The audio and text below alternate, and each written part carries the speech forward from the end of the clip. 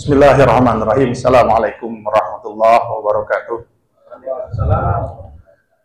Alhamdulillah rabbil alamin wa bihi nasta'in wa la umuri din wa din. Wassalamu ala asyrafil anbiya'i mursalin habibina wa syafi'ina wa maulana Muhammadin nabiyil mursalin wa ala alihi wa sahbihi wa man tabi'ahum bi ihsanin ila yaumil din. Hadirin wal hadirat, terutama yang kami hormati guru kita Ustaz Haji Samsudin, Askom, Ustadz Bahrul Ulum, apa Ustaz?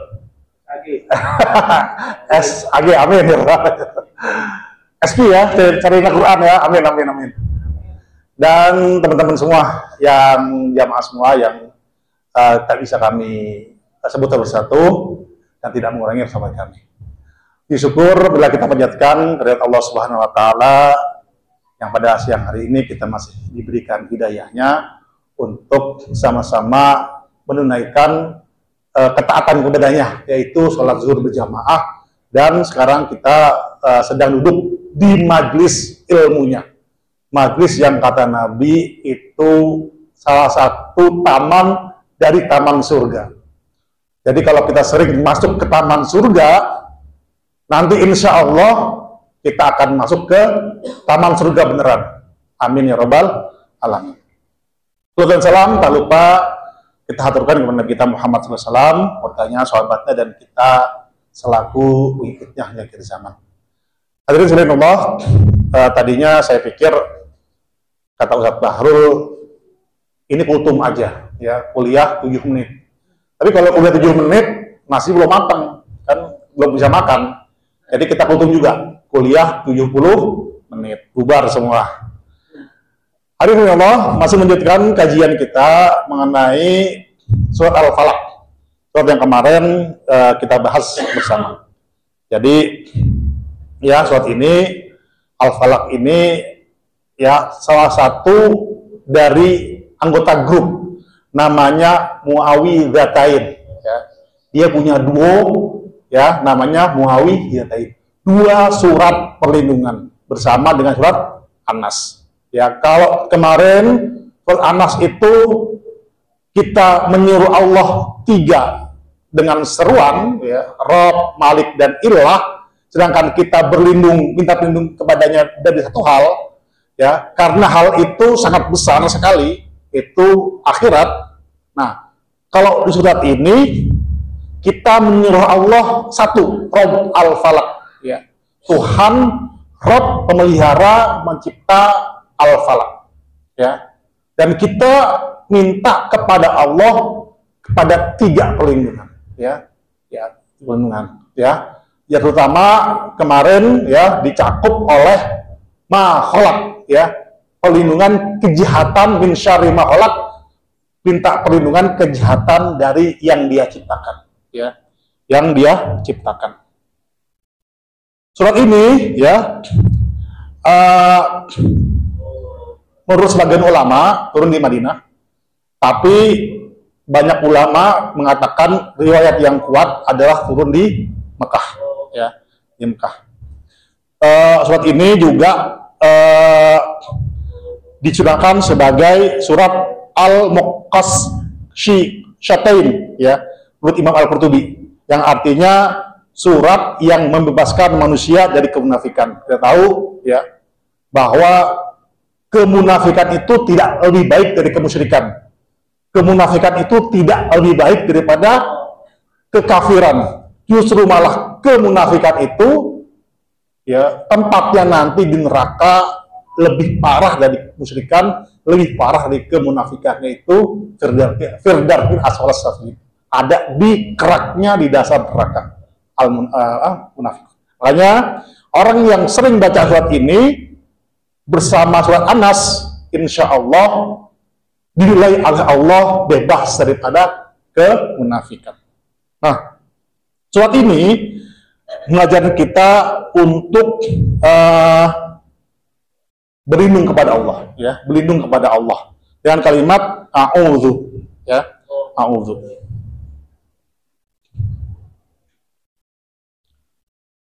Kata a'udzu terambil dari kata a'udz, ya, yakni menuju kepada sesuatu untuk menghindar dari sesuatu yang ditakuti, ya. Baik itu yang dituju itu makhluk hidup, ya seperti manusia dan jin, atau tidak bernyawa seperti benteng, gunung, ya, maupun kepada Allah Subhanahu wa taala, ya. Itu makna kata aus, ya. Maka boleh jadi seseorang meminta bantuan ke pihak lain selain Allah, tetapi pada saat yang sama ia harus menyadari bahwa pada hakikatnya pihak yang dimohonkan bantuan atau perlindungannya itu hanya sebab atau sarana yang diciptakan Allah untuk membantu dan melindunginya. Ya. Jadi kita boleh saja Pak, ya, kalau dia minta perlindungan kalau kita misalnya terancam bahaya, ya kayak misalnya sekarang banyak kejahatan, banyak perampokan, banyak penganiayaan, kita boleh aja minta kita perlindungan polisi, tentara, boleh, ya, boleh. Tapi yang harus kita yakini, ya, bahwa yang memberikan nanti keamanan buat kita pada hakikatnya itu bukan mereka, ya, bukan tentara, bukan polisi, bukan orang berkuasa, tapi adalah Allah Subhanahu wa taala, ya. Sebab ya orang-orang yang kita anggap bisa melindungi itu, baik itu berupa manusia, jin, ataupun batu, ataupun gunung, pada hakikatnya juga dia makhluk Allah dan dia bisa musnah karena Allah. Nah, dalam konteks ini, ya, Ibnu Abbas pernah menceritakan, ya, tentang apa yang dialami bersama Nabi Muhammad SAW. Ya, kata beliau, suatu ketika aku berjalan di belakang Nabi Muhammad SAW, lalu beliau berkata kepadaku, hai anak, hai walidi, ya walidi, wajarkan kepadamu beberapa kalimat, ya, peliharalah Allah, ya, perhatikanlah tuntunan Allah, niscaya dia akan melihara dan memperhatikanmu. Peliharalah tuntunan Allah, niscaya engkau akan mendapatkannya selalu di hadapanmu. Apabila engkau bermohon, mohonlah kepada Allah. Apabila engkau meminta bantuan, mintalah kepada Allah. Ketahuilah bahwa bila seandainya umat atau makhluk ini berkumpul untuk memberikan kamu manfaat, ya, maka mereka tidak akan mampu memberinya kecuali apa yang Allah tetapkan bagimu. Dan seandainya, ya, semua makhluk berkumpul untuk memberikan keburukan kepadamu, ya, mereka tidak akan mampu menimpakan keburukan kepadamu secuil pun, sedikit pun, kecuali apa yang telah Allah tetapkan. Pena telah diangkat dan lembaran telah kering. Artinya apa? Takdir sudah ditulis. Begitulah ketetapan Allah. Nah, maka hadirin, ya, kalau kita menyandarkan perlindungan itu, ya, hanya kepada manusia, tidak menyandarkan hakikat kepada Allah, itu diumpamakan sebagai sarang laba-laba, ya, Al-Ankabut, ya. Allah berfirman, ya, perumpamaan orang-orang yang mengambil perlindungan selain Allah adalah bagaikan laba-laba yang membuat rumah. Sesungguhnya serapuh-rapuhnya rumah adalah rumah laba-laba, ya. Jadi kalau misalnya kita minta perlindungan kepada selain Allah, itu kita sama aja masuk ke rumah laba-laba. Laba-laba perempuan itu, ya, kalau ada tamu, itu bukan disambut, bukan dijamu, diapain? Malah dibunuh, ya, malah dimakan, ya. Begitupun jantan, ya, bahkan jantannya sendiri, ya, ketika dia masuk ke rumah laba-laba betina, selesai dia mengawini betina tadi, maka dibunuh. Begitulah orang yang meminta perlindungan kepada selain Allah. Dia sesungguhnya tidak mendapatkan manfaat sedikit pun dari perlindungan itu, melainkan hanya kecelakaan, ya, hanya kemudaratan, ya, kita minta perlindungan kepada selain Allah. Nah, kemarin saya katakan bahwa Al-Falaq sendiri, ya, diartikan ada sebagian ulama itu adalah waktu fajar, di mana saat gelap terbelah oleh matahari. Falaq arti terbelah gitu kan.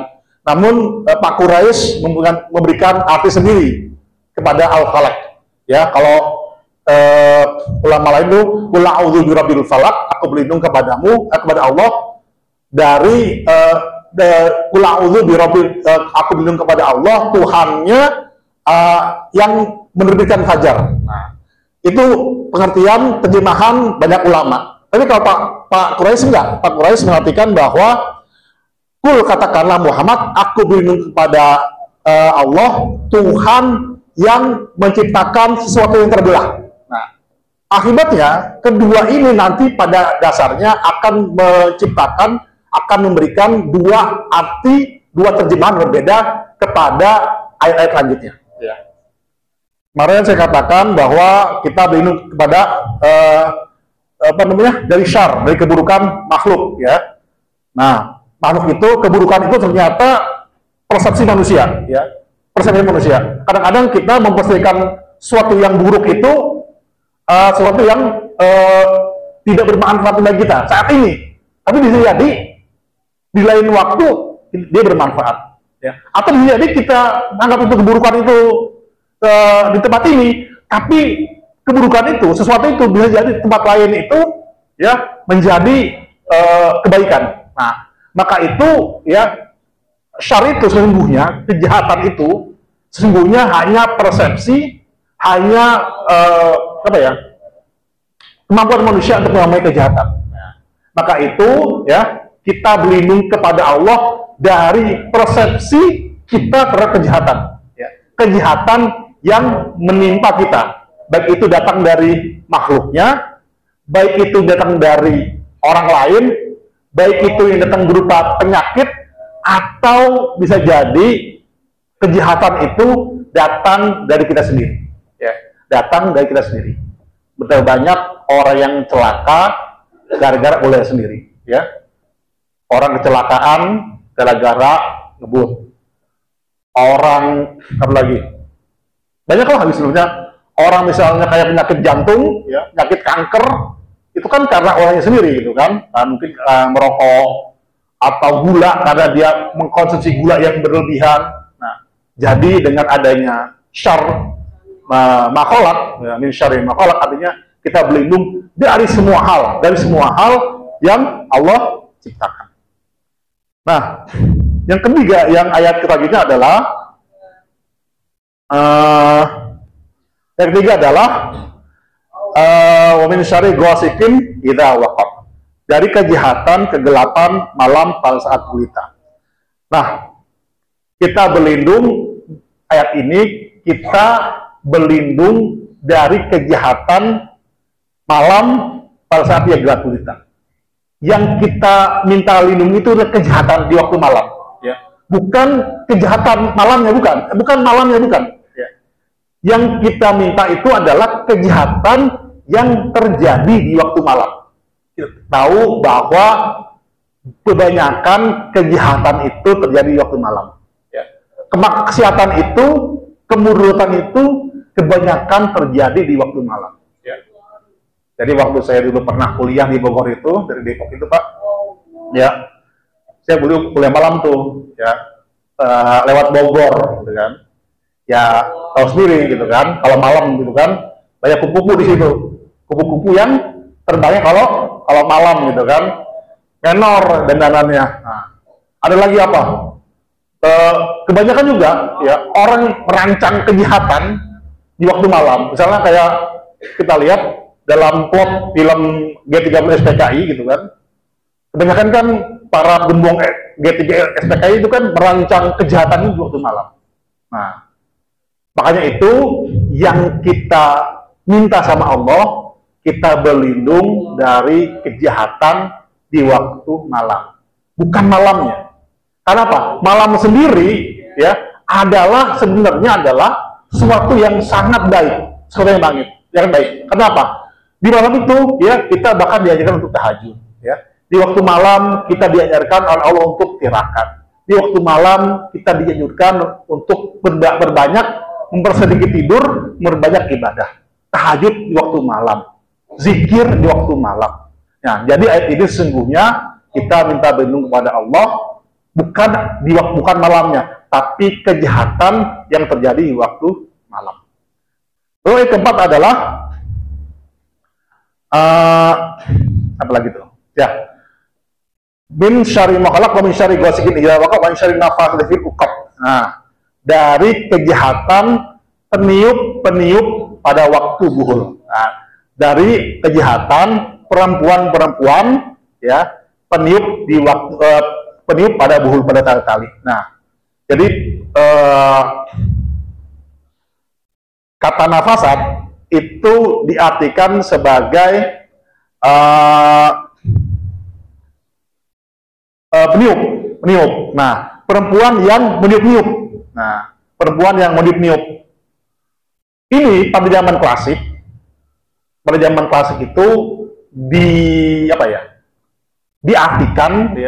diartikan, diterjemahkan sama ulama itu sebagai para penyihir. Ya. Karena kita tahu penyihir itu biasanya kalau di barat kan digambarkan sebagai perempuan yang berhidung bengkok, ya, pakai topi hitam, gitu kan, berjubah hitam, kayak sabuk terbang, gitu kan. Nah, emang pada zaman itu perempuan itu penyihir itu para penyihir itu peniup nafasat itu dijadikan sebagai perempuan yang suka membuat sihir, suka suka membuat kejahatan kepada seseorang dengan sihirnya, ya, dengan kekuatannya, dengan bantuan setan mereka membuat sihir. Ya. Bahkan sihir itu bisa membuat seseorang itu berpisah dengan istrinya. Ya. Itulah sihir yang paling hebat. Nah, namun hadirin, sekarang ini ya para ulama lebih tadi dibilang pengertian Pak Quraisy tadi ya lebih luas daripada penyihir. Ya, karena apa? Sekarang ternyata kata nafasat itu ya sebagai peniup-peniup itu diartikan luas. Ya. Karena apa? Banyak sekarang peniup-peniup sihir itu diartikan sebagai orang-orang yang perempuan yang suka ngasih informasi palsu, yang suka memberikan rayuan-rayuan gombal, yang suka merayu-rayu sehingga yang menyebabkan laki-laki yang dirayunya terjerumus ke dalam kerusakan. Sekarang kemarin dia kita lihat ya kasusnya Ridwan Kamil sama siapa kemarin? Lupa ya. Perempuan apa namanya? Pak Putra siapa kemarin perempuan yang itu? Ridwan Kamil. Ya Lina LM lah, Lina Mariana lah, ya kan? Tuh, coba gimana seorang Ridwan Kamil gitu kan punya reputasi bagus ya gara-gara dirusak reputasinya sama si LM tadi gitu kan, dituduh punya anak hasil zina sama LM tadi kan rusak ya reputasi Pak Ridwan itu kan, gimana kan coba gitu kan. Nah, dan ternyata itu kan cuma contoh kecil daripada kasus-kasus kejahatan yang diadmitkan perempuan. Contoh misalnya judi online ya, yang kemarin di Halmahera itu sempat ada seorang ASN membunuh temannya gara-gara judol. Itu kan kebanyakan yang merayu itu perempuan. Perempuan merayu supaya laki-laki masang judi online, gitu kan? Perempuan. Atau di Al-Quran itu ada contoh yang paling ekstrim, paling ekstrim. Itu namanya Raja Herodus, ya. Jadi zamannya Nabi Yahya itu ada seorang raja namanya Herodus. Raja Herodus itu, ya, dia itu mau nikah sama anak tirinya. Nah, karena itu melanggar syariat, maka Nabi Yahya melarang, menolak mentah-mentah pernikahan itu. Nah, akibatnya apa? Nabi Yahya dikurung, dipenjara oleh Raja Herodus. Nah, tapi ya tetap fatwa itu berlaku. Fatwa berlaku bahwa seorang raja, umat Nabi Yahya tidak boleh menikah dengan anak tirinya. Nah, namun ya si anak tiri tadi, perempuan tadi jahatnya luar biasa, ya jahat luar biasa karena dia pengen ngebet, pengen dijadiin ratu sama Raja Herodus. Maka apa? Akhirnya apa? Dia membuat fitnah, ya, membuat tipu daya, membuat makar, gimana caranya supaya Nabi Yahya dibunuh. Dan itu terjadi benar. Raja Herodes awalnya nggak mau membunuh Nabi Yahya, ya, nggak mau dia. Tapi kalau doa itu terus menerus, akhirnya apa? Raja Herodes membunuh, memenggal Nabi Yahya, dan kepala Nabi Yahya taruh di nampan, kemudian diberikan kepada Raja Herodes. Benar, memang akhirnya perempuan itu ya mendapatkan nikah jadi ratu, dan dia ratu di kerajaan tersebut. Tapi hebatnya ternyata Allah menghancurkan kerajaan itu ya lewat tangan kerajaan lain. Kerajaan itu diserbu, hancur, parah, berantakan ya oleh kerajaan lain. Begitulah Allah menghancurkan sebuah kemungkaran, sebuah keburukan yang dimainkan oleh akibat dari perbuatan rayuan jahat seorang wanita. Nah, sekarang banyak kan ya kayak gitu, menggunakan rayuan, menggunakan gombal-gombalan ya untuk produk segala macam. Nah, hati-hati dengan rayuan perempuan. Nah, Rasulullah sungguhnya ayat ini turun berkenaan dengan kisah Nabi kita Muhammad SAW yang disihir sama seorang Yahudi bernama Labid bin Aslam. Ya, dalam sebuah riwayat dari Imam Bukhari Muslim, Nabi itu pernah merasa badannya panas, dingin, demam gitu. Nah, kemudian beliau dibesuk sama Jibril. Nah, ditanya, kamu kenapa kayak gini? Kata Jibril, oh itu kamu sedang disihir. Sihir kamu ada di sumur. Kan? Kemudian Nabi menyuruh Ali bin Abi Thalib untuk mengambil sihir itu di sebuah sumur dan membukanya, gitu kan? Kemudian membakarnya. Nah, kemudian Jibril membacakan surat Al-Falaq dan Anas meruqyah dan kita Muhammad SAW sembuh.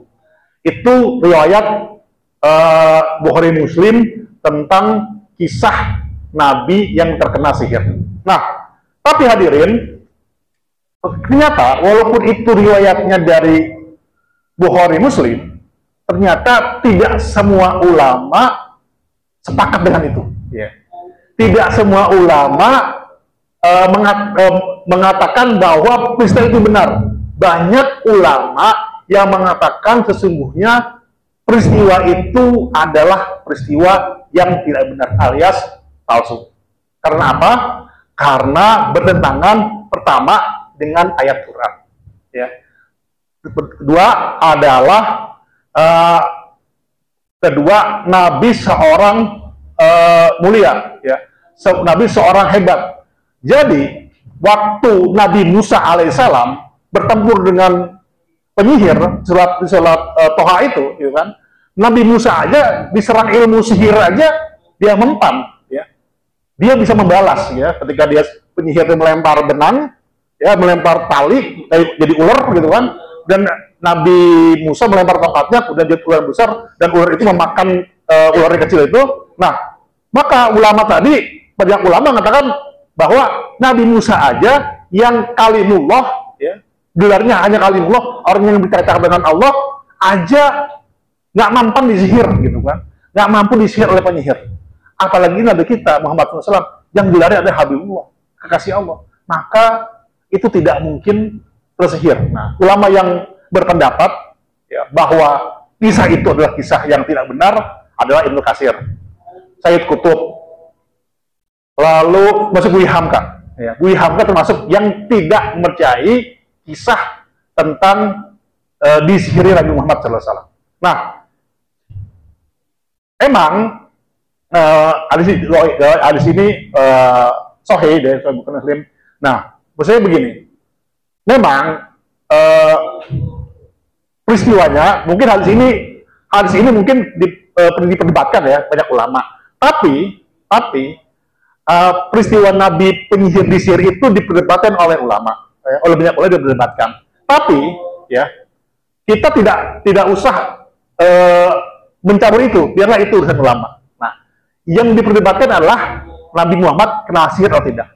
Tapi masalah Al-Falaq ya, yang dijadiin sebagai pengusir sihir ya, itu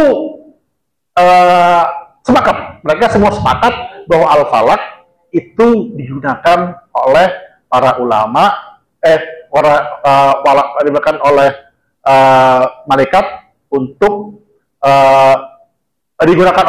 bisa digunakan untuk mengusir sihir.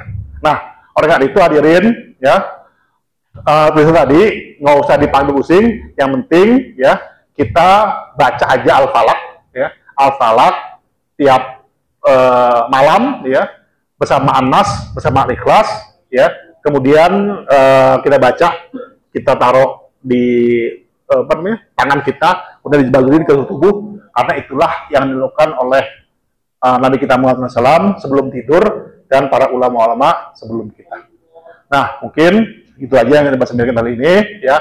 Mudah-mudahan ya dengan surah Al-Falaq ini kita semua bisa terhindar dari semua keburukan dan kita dilindungi Allah dari semua keburukan. Mungkin itu aja yang kita berikan pada kali ini. Assalamualaikum warahmatullahi wabarakatuh.